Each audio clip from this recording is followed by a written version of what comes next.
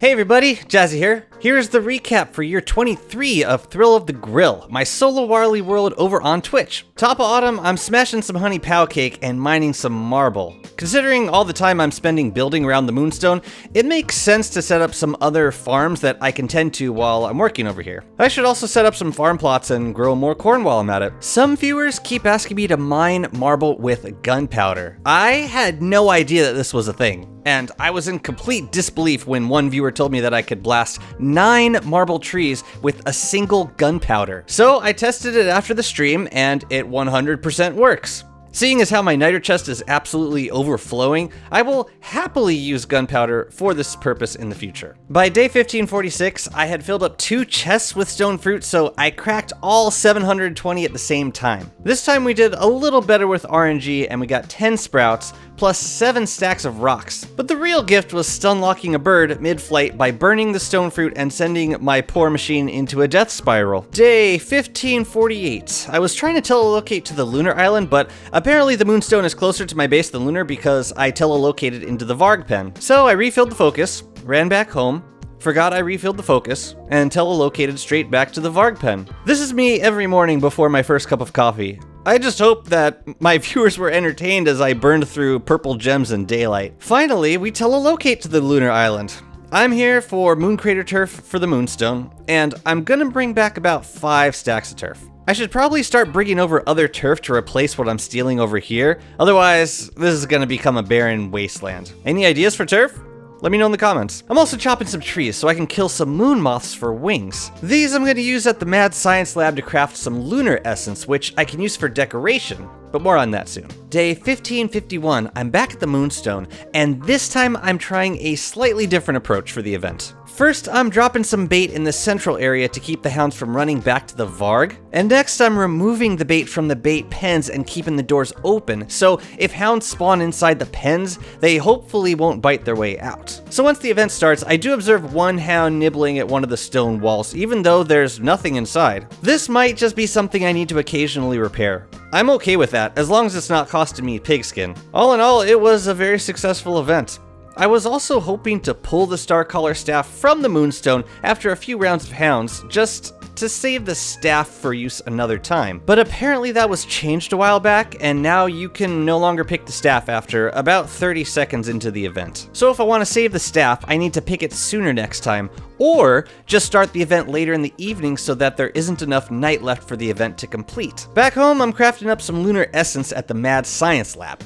The lab can only be crafted in the Hallowed Nights event, so just enable the event from settings if you want the station. Steeped Lunar Essence requires moon moth wings and sanity, and will actually not let you craft until you have the sanity to spend. The essence will convert a number of mobs and items into their lunar equivalent. For example, carrots into carats, dragon fruit into salamanders, and flowers into loon trees. I'm going to use it mainly to make the lunar variant of regular saplings because they look much better for lunar decor. One unfortunate side effect of constantly hunting in the deciduous forest is that koalas have been wandering into my tree farm, so when Bearger comes smashing through, there has been some unfortunate collateral damage. But mad props to the brave koala for daring to believe that it could stand up to a giant honey skunk. You haven't really seen epic 1v1 until you watch something like this. To the winner go the spoils. We are still on the prowl for varg number 4. And before we find him, we get blessed with another Eucus. Considering how many koalas we have at this point, it's kind of a miracle we haven't spawned more spats. That's the prefab name in the code. Spat. Anyways, the pigs will assist in dispatching it. I learned my lesson after the last one killed me twice. Shortly after, we finally stumble across varg number 4. His name is now Mooncake, and Mooncake is going to chill out in the desert for a while until I can get his pen prepped and ready. Back at the moonstone, I'm clearing out a few zones in preparation for building, but I need to place a few fences down to prevent regrowth in the area. Now here's how Hobnob explained it to me. Basically, there's 2 types of tree regrowth. There's trees that just pop out of nowhere, and there's trees that spawn near other trees. So if you completely clear an area of trees, you can place down a structure which will prevent regrowth in a 5-tile radius. That's really generous, but realistically, we're not going to clear every single tree out of this forest all in one go. So I'm just going to try blocking the second type of regrowth, and structures will only prevent that in a 2-tile radius. So I'll space the fences out just a little more tightly.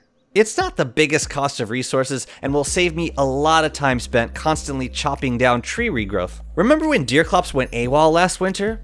Apparently her timer got reset when I went to the beta branch because she showed up right on time 2.8 days into this winter. This is exactly what happens when you wait until spring to kill Deerclops, which you would do if she spawned in the last couple days of winter and you wanted her back again the following winter. It basically resets her timer to 2.8 winter days, which is why she always spawns on night 30, which is 2.8 days after the boss timer starts. If you're interested in Deerclops spawning mechanics, then I'd highly recommend Sam's video on the topic that I will link down below. I had forgotten that we had a walrus camp in the Moonstone Forest. While I was working, Dad and son stopped by to check in on the progress, and when their hounds went over to see what the other dogs were so excited about, I took the liberty of relieving them of their ruthless master. And then something rare and very special happened. Hey bro, you know, it is what it is. Oh, but they're not associated with the vargs, so they gotta go. Wait, did Mactus just eat the... Oh, Mactus just ate the father meat. That is such a rare... Oh my...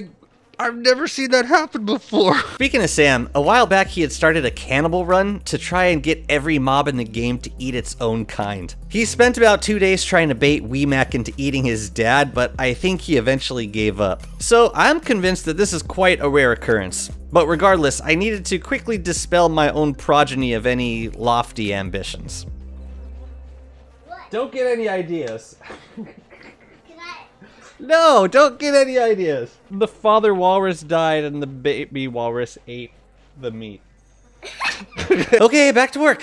I killed Kloss, and we got a mandrake and royal jelly from the loot stash. I was doing a bit of cooking and we were discussing the most expensive versions of recipes. One viewer mentioned that royal jelly is worth 2 sweetener, which means you could use it in jelly salad and have space for 1 filler. Because jelly salad has such a high priority, you could use a mandrake as filler. This makes the most expensive recipe for jelly salad 2 leafy meat, 1 royal jelly, and 1 mandrake. And then my figure slipped.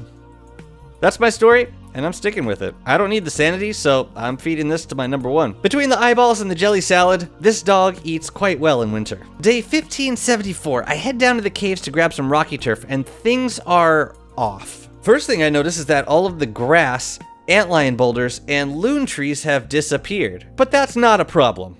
The problem is, all of the tentapillars are also gone. And the stalagmites, and likely a bunch of structures in the ruins. It was the weirdest thing to ever happen to my caves. Zark from Klei was in the chat, and he couldn't think of any change that would have corrupted the save data like this. So first I tried rolling back. It didn't work, probably because I enter the caves occasionally, and this problem has likely been an issue for over a week. So next, I moved my game save out of the beta branch and back into the main branch. That didn't fix the caves. So the last thing I tried was to grab the cave folder from a backup of my server that I made before the beta. And would you believe it? That did the trick. Fortunately, I hadn't done any ruins clearing in the 2 weeks since moving to the beta, so the caves were pretty much as I had left them. Back up your worlds. You don't need them until you need them and don't have them. Okay, after an hour of server backend, I am now able to grab that rocky turf. I'm actually starting to scrape the bottom of the barrel here. There might be some more patches in the ruins, but other than that, I might be dipping into the loot world for rocky turf pretty soon. But I do want to use what this world gave me first. I was back on the surface fighting shadow pieces in preparation for Fuelweaver, and a viewer asked me to give a base tour. I was in the middle of a boss fight, but you know what? Who am I to say no? So we took the Rook for a little stroll through the base. He got to check out my bush farm, my pigs, my chest zone, and my kitchen. We stopped to say hi to Glommer, but Glommer wasn't receiving guests that day. So we stopped to say hi to the light bug, but the light bug wasn't receiving guests that day. Finally, I had to scold the Rook for being such an impolite guest. Shows you where my priorities are. When a Glommer dies, I'm like, oh no. Anyway. But when a light bug dies... So you have chosen death. Day 1584, we're finally dragging Mooncake to his new home. I didn't bring a pan flute with me this time, but there's enough of a window to target and telelocate before he bites me in the pepper poppers. Say hello to the full Varg family. We got Chompy, Meatball, Dog Gianni, and now Mooncake. You are also beautiful in exactly the same way. I can't wait till next full moon. But before that, we need to kill Fuelweaver and reset the ruins. This time I actually prepared my inventory appropriately and remembered to drop all the thermals in advance. So I wasn't flailing nearly as much, and the fight was super clean. I was probably just a few hits away from killing him before he threw up his second shield. We could probably pull it off next time if we don't let him heal at all. Back at the pseudoscience station, I'm giving this clockwork relocation project another go, starting with the bishop. So I'm gonna put him to sleep and then nudge him into the corner.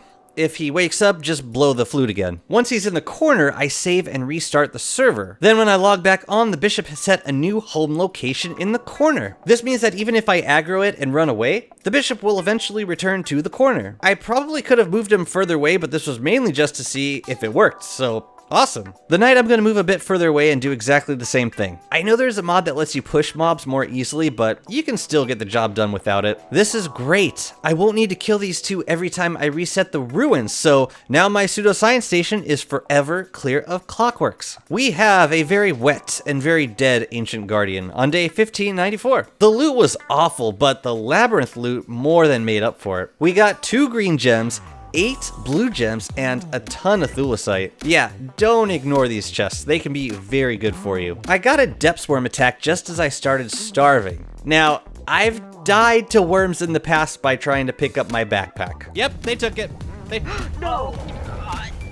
No!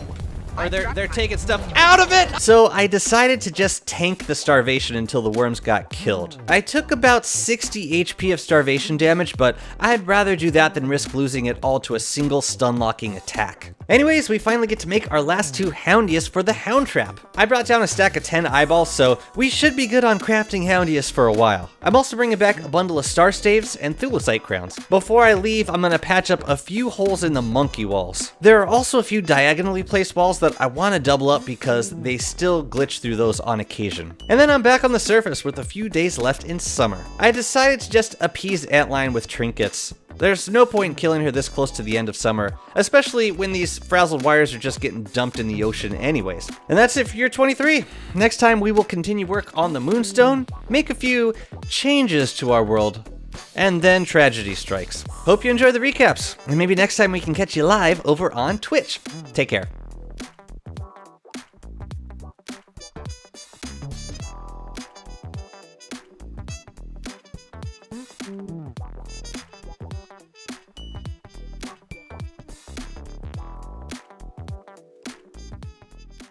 Happy New Year. Oh God. Now I gotta make another recap vid.